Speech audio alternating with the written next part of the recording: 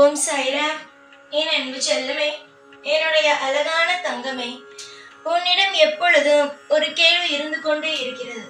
அது கேள்வி என்ன தெரியுமா? ஏன் என்னுடைய வாழ்க்கையில் இவ்வளவு கஷ்டங்கள்? ஏன் என்னுடைய வாழ்க்கையில் இவ்வளவு பெரிய மனபாரங்கள்? எல்லாவற்றுக்கும் எனக்கு விடுதலை கொடுங்கள். ஒரு நபரிடம் அன்பை காட்டினேன் என்றால் அன்பை அவர் ஏற்றுக்கொள்வது இல்லை. நான் உண்மையாக இருக்கும் இடத்தில் எல்லோரும் என்னிடம் பொய்யாகவே பழகுகிறார்கள். ஒரு நாள் எனக்கான ஒரு உண்மையான உறவு வரும் என்று எதிர்பார்த்தால் அதற்கு சாத்தியம் இருக்கிறதா என்று எனக்கு தெரியவில்லை என்கின்றார். தங்கமே, நீ இன்னைக்கல்ல, நீ என்னைக்கும் எல்லோருக்கும் உண்மையான அன்பை மட்டுமே கொடுக்கிறார். ஆனால் அதை உன்னிடம் இருந்து யாருக்கும் ஒழுங்காக வாங்கிக் கொள்ள தெரியவில்லை. அவர்கள் உன்னை அலட்சியம்தான் செய்கிறார்கள். அது எனக்கு நன்றாக புரிகிறது. யார் உன்னுடைய அன்பை அலட்சியம் செய்கிறார்களோ, யார் உன்னுடைய அன்பை காயப்படுத்துகிறார்களோ, உனக்கு நல்லது செய்கிறேன் என்ற பெயரை துரோகம் செய்கிறார்களோ, அனைவருக்கும் நிச்சயமாகவே தண்டனை என்பது ஒன்று கிடைக்கும். வெளியிலிருந்து பார்க்கும் பொழுது நம்ம நல்லவன் தானே, நம்ம யாருக்கும் துரோகம் செய்யல அப்படின்னு இருக்கும். ஆனா ஒவ்வொருவனுக்கும் மனசாட்சின்னு ஒண்ணு இருக்கு. அந்த மனசாட்சி நிச்சயமா அவ செய்யற தப்புக்கு நீ தான் தப்பு செய்யற, நீ இந்த விஷயத்த தப்பு செய்யற அப்படின்னு சொல்லும். உன்னுடைய வாழ்க்கையில நிறைய பேரு உனக்கு துரோகம் செஞ்சிருக்காங்க. ஆனா அவங்க வெளியில நான் யாருக்கும் துரோகம் செய்யல அப்படின்னு சொன்னாலும் அவங்க மனசுக்குள்ள அவங்க துரோகம் செஞ்சிருக்காங்களா இல்லையா அப்படிங்கிறது தெரியும். உன்னுடைய அன்பை உடைச்சிட்டு போனவங்க நிச்சயமா ஒரு தூய்மையான அன்பை தேடுவாங்க. அப்ப அவங்களுக்கு கிடைக்காம போகும். நீ நினைக்கலாம் நம்முடைய வாழ்க்கையில எப்பயும் நல்லது நடக்காதா என்று. நல்லது நடக்கும். ஏன் மத்தவங்களை நினைச்சு கவலைப்படுற? ஒவ்வொரு நிமிஷமும் உனக்காக தெய்வம் இருக்கு, உனக்காக நல்ல விஷயத்தை செய்ய தெய்வம் இருக்குன்னு நினைச்சு சந்தோஷப்படு. எவ்வளவோ வாழ்க்கையில இழந்துட்ட, எவ்வளவோ பெரிய அன்பா இருக்கிறவங்க எல்லாம் உன்னை விட்டு போயிட்டாங்க. ஆனா நீ திரும்ப திரும்ப எல்லாத்தையும் எதிர்பார்க்கறது அன்பான ஒரே ஒரு வார்த்தை மட்டும். ஆனா உன்கிட்ட காசு பணம் இல்ல அப்படிங்கிறதுனால எல்லாரும் என்ன நினைக்கிறாங்க தெரியுமா? நீ ஏதாவது ஒரு விசேஷத்திற்கோ, ஏதாவது ஒரு விசேஷத்திற்கோ, ஏதாவது ஒரு விஷயத்த பேசுறதுக்கு ஒரு நபர்கிட்ட போகும்போது காசுக்காக தான் வராளோ அப்படின்னு நினைச்சிடுறாங்க. அந்த இடத்துல உன்னுடைய உண்மையான அன்பை உடைச்சிடுறாங்க. புரிஞ்சுதா? ஒரு சுத்தியல், ஒரு பூட்டு இருந்துச்சு, ஒரு சுத்தியல் இருந்துச்சு, ஒரு சாவி இருந்துச்சு. ஒரு பூட்டை நடுல நிக்க வச்சுட்டு சுத்தியல் சொன்னிச்சான் சாவி கிட்ட, நீ சின்னதா இருக்க, நான் எல்லா விஷயத்துக்கும் உபயோகப்படுறேன். ஆனா இந்த பூட்டுக்கிட்ட மட்டும் என்னால அவ்வளவு சீக்கிரமா ஜெயிக்க முடியல. ஆனா நீ சீக்கிரமாவே ஜெயிச்சிடுற அப்படின்னு அந்த சுத்தியல் சாவி கிட்ட சொன்னிச்சான். அதுக்கு சாவி சொன்னிச்சான், நீ அதை தலையில அடிக்கிற, அதனாலதான் உடைய மாட்டேங்குது. நான் நேரடியா அதோட இதயத்துல போயிட்டு நுழைஞ்சிடுறேன், அதனாலதான் நான் சீக்கிரமா அதை திறந்துடுறேன் அப்படின்னு. அது உன்னுடைய மனசு என்ன அப்படிங்கிறது வெளியில இருக்கவங்களுக்கு தெரியுது. உன்னை அன்பால தாக்குறாங்க சில பேரு உன்னை அந்த அன்பை வச்சியே உன்னை உடைச்சிடுறாங்க. அதாவது எப்படி சொல்றேன் அப்படின்னா, சில பேரு நீ அன்பை எதிர்பார்க்கிற அப்படிங்கிறதுக்காக அன்பா பேசி பேசி பேசி உன்னிட்ட இருக்கிற அத்தனை விஷயத்தையும் வாங்கிக்கிறாங்க. சில பேர் என்ன பண்றாங்க, உன்னை அன்பை நீயே கொடுத்தாலும் அந்த அன்பை வாங்கிக்காம தூக்கி போட்டுடுறாங்க.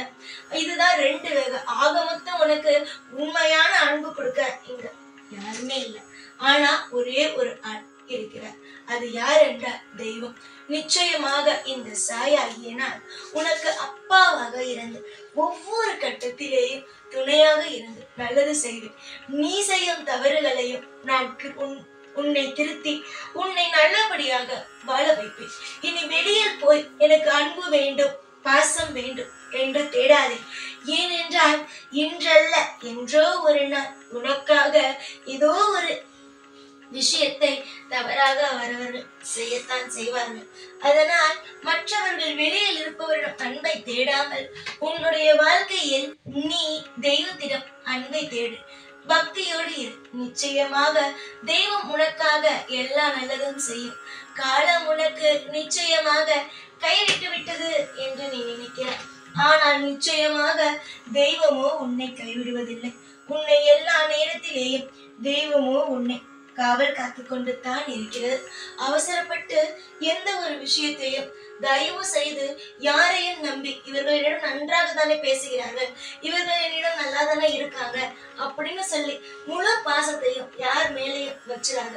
அப்படி முழு பாசத்தையும் வச்சுட்ட அவங்க உன்னை உடைச்சிட்டாங்க அப்படின்னா உன்னை தேத்தி மேல கொண்டு வர்றது ரொம்ப கஷ்டமா இருக்கு. அதனால யார்கிட்டையும் எல்லார்ட்டையும் எப்பொழுதும் பார்த்து நிதானமா பேசி பழகிறதுக்கு முயற்சி செய். ஒருத்தவன் அன்பை காட்டிட்டா, ஒரு பெண்ணோ ஆணோ அன்பை காட்டிட்டாங்க அப்படின்னா எப்பயும் உன் கூட அன்பாதான் இருப்பாங்கன்னு இல்லை. உன்னை தேடி வராங்க அப்படின்னா ஏற்கனவே உன்கிட்ட ஏதோ ஒண்ணு எதிர்பார்த்துதான் வராங்கன்னு தான் அர்த்தம். புரிஞ்சு நடந்துக்கோ, எல்லாமே உனக்கு நல்லதே நடக்கும். இந்த வாக்கு சொல்றேனே, இந்த வாக்கு எதுக்குன்னு இப்பயாவது புரிஞ்சுக்கிட்டியா? இந்த வாக்கு உன்னுடைய அன்பை வச்சு சில பேர் விளையாடுறாங்கல்ல, அந்த அன்புனால நீ ஏமாந்து போறல்ல, அதுதான். நிறைய வாட்டி நானும் சொல்லிட்டேன், அன்பை வச்சு தாக்குறாங்க ஒருத்தவங்க, அன்பை வச்சு உன்கிட்ட வராங்க அப்படின்னா தயவு செஞ்சு அந்த உறவு உன்னுடைய வாழ்க்கையில சேர்த்துக்காத அப்படின்னு. ஆனா எனக்கு அவங்க உண்மையா இருக்காங்க, எனக்கு அவங்க நல்லதுதான் செய்யறாங்க அப்படின்னு சொல்லி கண்மூடித்தனமா அவங்க மேல அன்பை வச்சு கடைசியில ஏமாந்து போறதே உன்னுடைய வேலையா இருக்கு.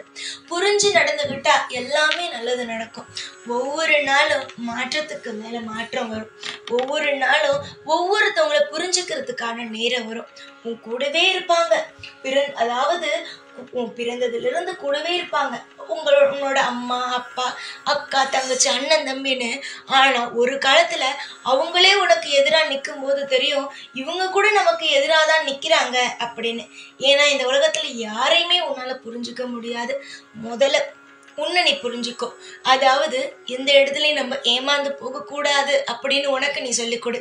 முதல்ல வீட்டில் இருக்கிறவங்கள நம்புறதோட உன்னை நீ நம்பு. நீ வணங்குற தெய்வத்தை நம்பு, நீ செய்யற தொழிலை நம்பு. அதுக்கு பிறகு மற்றவங்களை நம்பலாம், அடுத்தவங்கள்ட்ட நீ அன்பை எதிர்பார்க்கலாம். புரிஞ்சுதா? நீ இப்ப யாருமே இல்லாம ஒரு நிம்மதி இல்லாத ஒரு வாழ்க்கையை வாழ்ந்துகிட்டு இருக்க. அதனாலதான் யார் ஒரு சாதாரணமா பேசினா கூட இவங்க நல்லவங்க தானோ அப்படின்னு ஏமாந்துடுற. ஆனா ஒண்ணுதான், யாரு உன்கிட்ட உன்னை அதிகமா புகழ்ந்தோ, உன்னை பத்தி ஒண்ணுமே தெரியாம நீங்க எப்படிப்பட்டவங்க அப்படிப்பட்டவங்களை புகழ்ந்து பேசுறாங்களோ அவங்கள கொஞ்சம் பார்த்து பேசு. ஏன் அப்படின்னா உன்னை புகழ்ந்தா நீ நிச்சயமா மனசு இறங்கி வருவ. அதனால ஏதாவது உன்கிட்ட ஏதாவது ஒரு விஷயத்த எதிர்பார்க்கலான்னு வருவாங்க. உன்கிட்ட யாரு ஒருத்தவங்க ஒரு விஷயத்த எதிர்பார்த்து வராங்களோ அவங்களுக்கு உன் வாழ்க்கையில இடத்தை கொடுக்காத. அன்பை மட்டும் எதிர்பார்த்து வரவங்க கிட்ட பேசு. அன்பை தவிர உன்கிட்ட இருக்கிற பணம் நகை அது மட்டும் இல்லாம மற்ற சில விஷயத்த பத்தி எதிர்பார்த்து வரவங்கள்ட்ட உறவையே வச்சுக்காத. இது வரைக்கும் அன்பை காட்டி ஏமாந்தது போதும். அன்பு அன்பு எனக்கு பாசம் வேணும், இது வரைக்கும் யாருமே என்கிட்ட பாசத்தையே காட்டல, இவங்களாவது என்கிட்ட பாசத்தை காட்டுறாங்கன்னு சொல்லி ஏமாந்ததெல்லாம் போதும். நண்பனும் இல்லை மற்றவர்களும் யாராக இருந்தாலும் அதிகமாக பேசுகிறார்கள் என்றால், அதிகமாக புகழ்கிறார்கள் என்றால் கொஞ்சம் யோசித்தே அவர்களிடம் பழகு. என்ன எதிர்பார்க்கிறார்கள் என்பது தெரியாது. கடைசியில் உன்னை ஏமாற்றி விட்டார்கள், நீ தாங்க மாட்ட. சந்தோஷம் நடக்கட்டும், எல்லாம் நல்லதே நடக்கும். இந்த சாய் இனி வரும் ஒவ்வொரு நாளும் இன்பமாக இருக்கும், சந்தோஷமாக இருக்கும். உன்னுடைய வாழ்க்கையில் எந்த ஒரு குறையும் வராது. தெளிவாக இருங்கள், நல்லதே நடக்கட்டும். ஓம் சாய்ராம்.